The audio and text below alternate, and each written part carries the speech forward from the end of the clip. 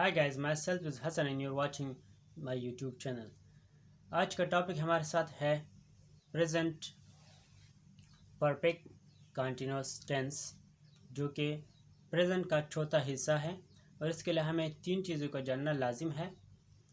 सबसे पहले इसकी पहचान जो उर्दू में है, ता रहा है लड़का, ती रही है लड़की, ते रहे है जमा ग्रुप और ता रहा हूँ खुद यानी सेल्फ अकेला।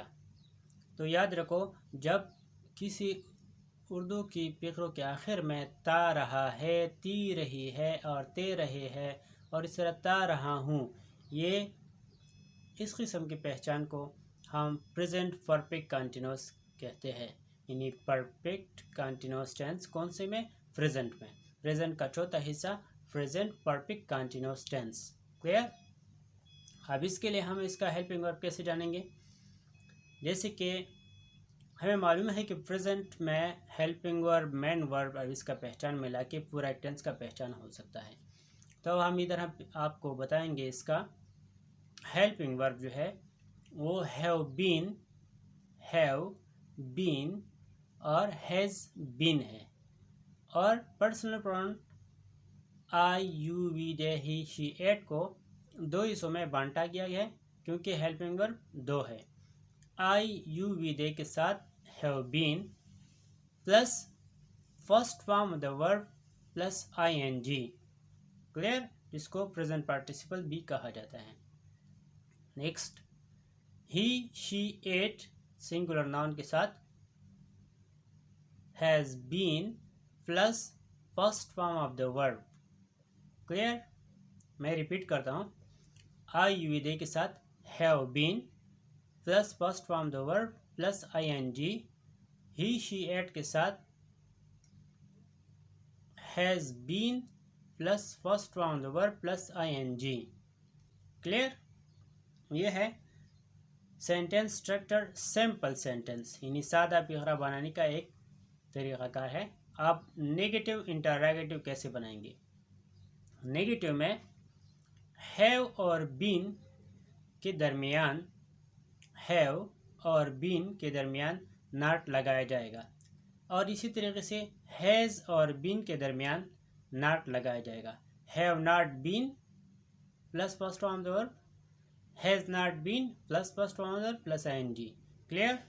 और इस तरह इंटररोगेटिव सेंटेंस की सवालियाँ फिक्रों में कैसे इसको बनाएंगे? सिर्फ हैव और हैज़ अपनी फिक्रे में यानी सब्जेक्ट से पहले लगाए जाएंगे, सेंटेंस के शुरू में लगाए जाएंगे। हैव आई विदे से पहले, हैज़ आई विदे से पहले, बाकी फिक्रा अपने तरफ रहेगा। क्लियर? तो चलो प्रैक्टिस करते हैं। अगर मैं सिंपल सेंटेंस में कहूँ कि मैं पतंग उड़ाता रहा था, मैं पतंग उड़ाता रहा था, I have been flying the kite, I have been flying the kite. मैं पतंग नहीं उड़ाता रहा था, I have not been flying the kite, क्या मैं पतंग उड़ाता रहा था? Have I been flying the kite.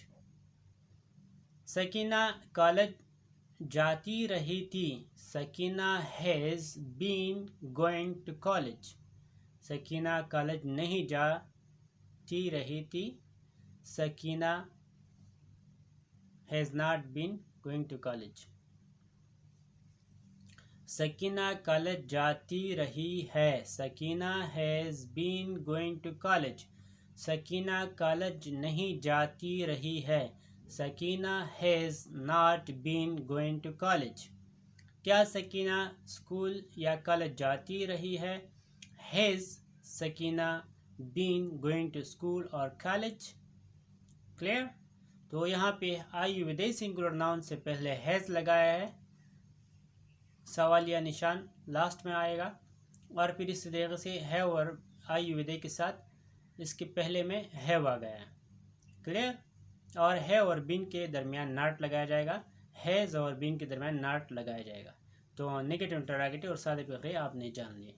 हर एक परफेक्ट कंटिन्यूअस चाहे वो प्रेजेंट पे हो, पास्ट में हो या फ्यूचर में हो, इनमें इन तीनों टेंसेस में टाइम रेफरेंस होता है। टाइम रेफरेंस के मतलब किसी घंटों के हवाले से, महीनों के हवाले से, साल के हवाले से टाइम बिंग ये डिस्कस होता है। तो कैसे होता है, चलो आप देखते हैं।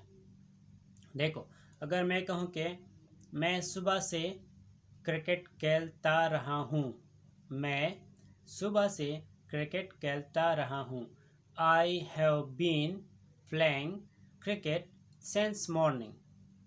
तो अब यहाँ पे सेंस कहाँ से आ गया।